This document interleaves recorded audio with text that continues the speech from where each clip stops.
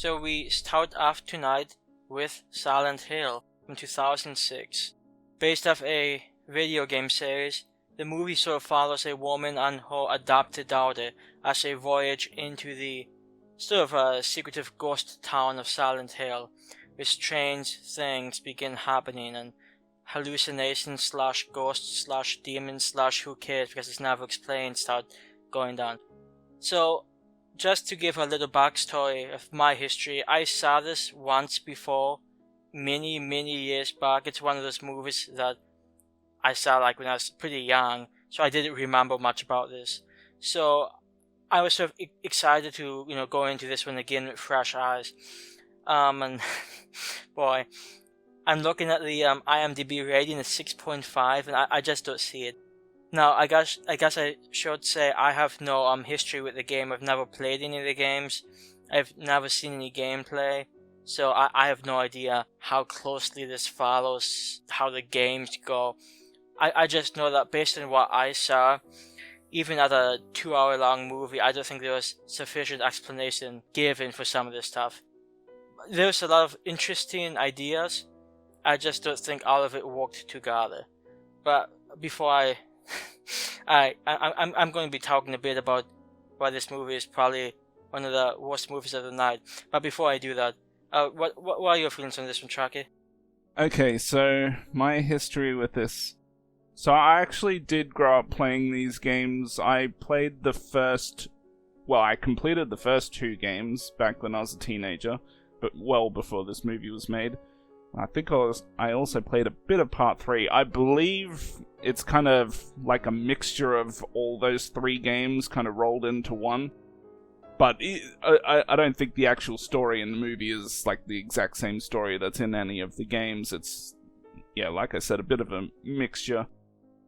And I did watch this originally at the theaters as well. I'm sure I definitely like the movie much better than you do. I still don't think it reaches the level of being a good movie, but I think it's decent. Probably the main thing it does best is it does kind of capture the atmosphere of the game. I think that's the one thing it does pretty well. Like it does a fair job in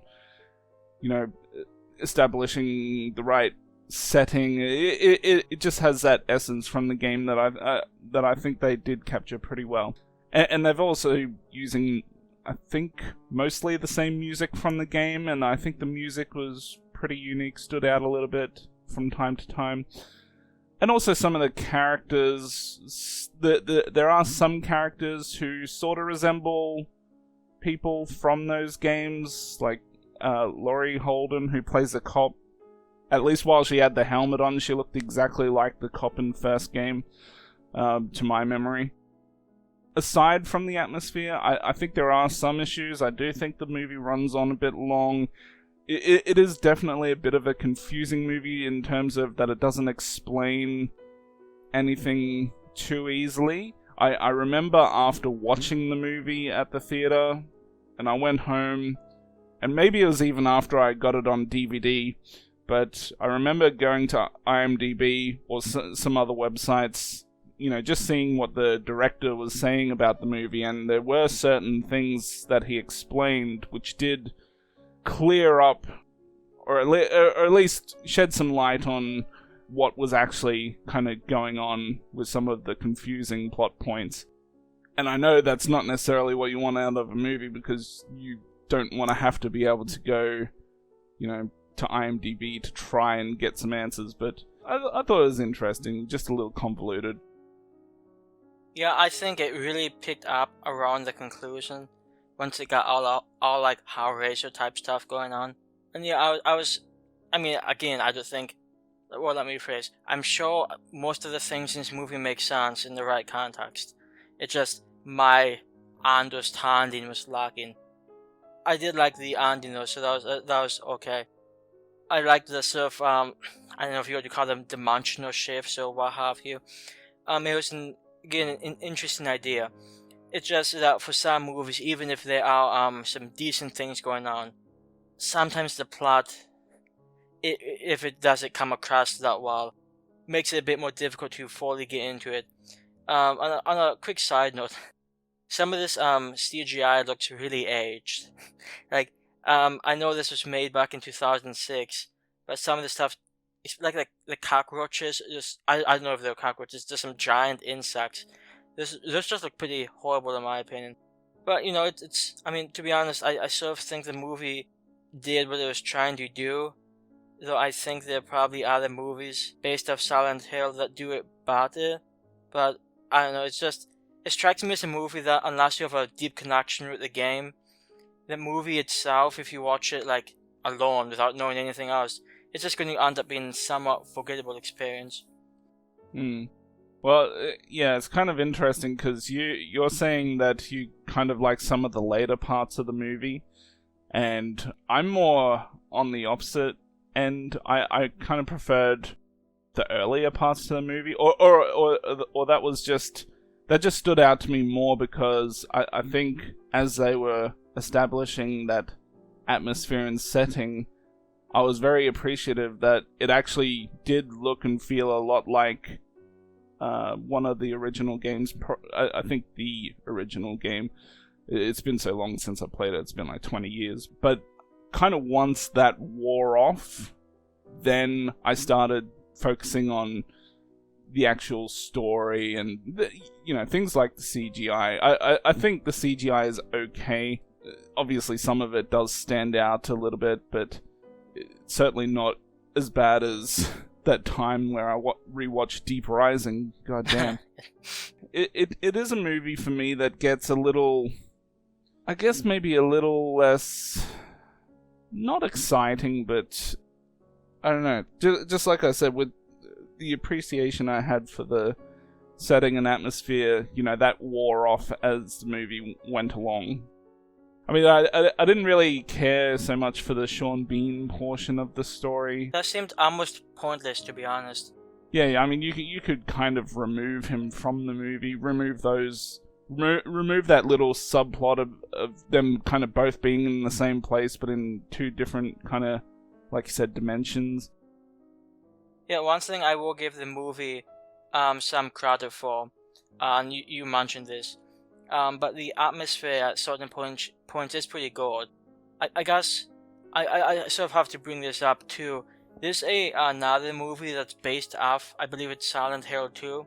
It's a Spanish movie called Broken Notes, which I've reviewed, and it's a somewhat obscure movie, but that movie feels to me like when I compare the atmosphere between Broken Notes and this Silent Hill movie, I get a lot more authentic feeling from the Broken Notes. Because, I mean, this one, I know I'm just watching some decently high-budget Hollywood production, which, I mean, it sort of takes out a little bit of the, I wouldn't say magic, but, it's just, I did get the authentic feel from it. Whereas, with a sort of lower-budget production, when they can craft a sort of a airy, mysterious, somewhat befuddling atmosphere, I just think it comes across better. Which I'll just say, if you are a fan of the Silent Hill games, I would definitely recommend checking out Broken Notes, which can be found with subtitles. It's a movie that I did it personally like because, again, story was confusing, but I think it's an experience that might be worth your while. I did actually look for that movie once. I think I found it, but I don't think I found it with the actual English subtitles, so I didn't really get to watch it. Well, maybe someday. It's one of those movies that I don't know how I came across it, to be entirely honest. I just did. Maybe my brother gave it to me or something, I don't know. Just keep an eye out. It's unlikely to hit Blu-ray anytime soon. But yeah. This movie, Silent Hill, I think gets the atmosphere done okay. But I just couldn't help but compare it to, Broken Note, which I think did actually a sort of better job with that.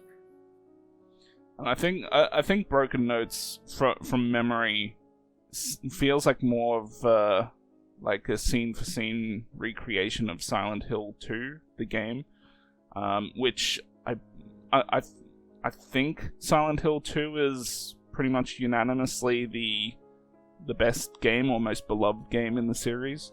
Yeah, so maybe that helps it little way. And also because it's, just focusing on that one story and not kind of mixing those first 3 games and trying to come up with its own story. Yeah, that's a good point. Like I said, I don't know anything about the games. I'm not sure how much of this movie, like the whole thing with the religious cult, I'm not sure how much of that came from the games and how much was how much of it came from the, one specific game and how much was combined. But like I said, some of that stuff, I feel like they could have gone about it a way that made it more accessible. I suspect if you play the games and you come into the movie, you can follow along with probably a decent amount, even if they change up some characters or like, I don't know, that whole doppelganger thing. I guess there were 2 doppelgangers. I mean, it's something that I had difficulty getting by. But if you have some, I guess, base knowledge of the games, it might have helped a little. I really think they could have gone about it a slightly better way. And like I said, the movie's like 2 hours long, and like, there's probably a longer version out there. So it's not like they didn't have time to play around with.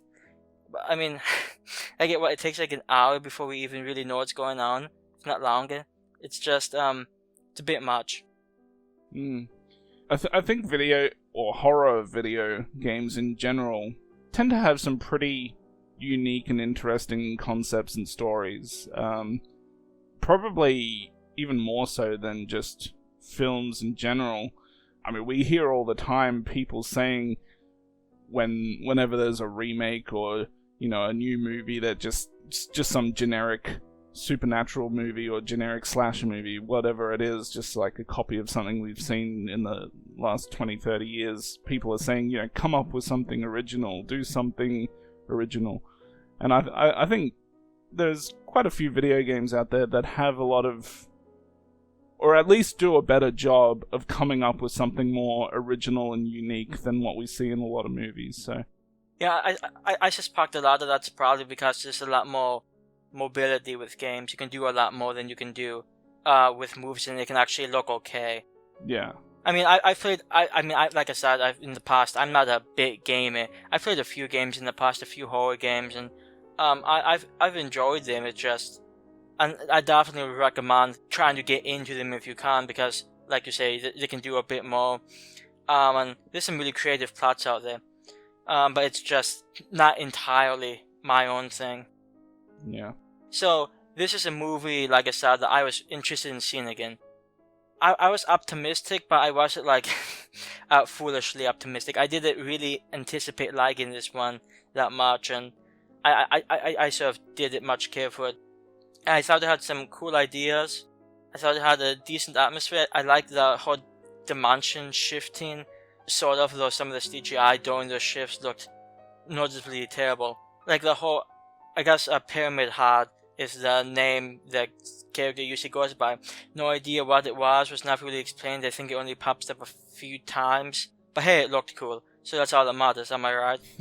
Yeah, I'm going to give this one a 5 out of 10. Mainly because I don't have it in my heart to give it much lower, just based on that I don't know that much about the source material, so it's not necessarily fair. I just really think the movie could have done a better job of making the plot more accessible. But 5 out of 10, take it with a grain of salt. Yeah, I'm going to give it a 7. It's not enjoyable enough for me to... I mean, an 8 out of 10 is what I consider to be a good movie, and it just, it doesn't quite get there, but I really did appreciate that the atmosphere and setting of the movie is very similar in many ways to some of those first couple of games, and I thought that was the main thing that I enjoyed from the movie. The story's a bit iffy, convoluted. It's a bit tough to really know everything that's going on.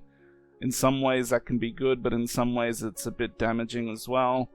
The CGI is a bit iffy at times.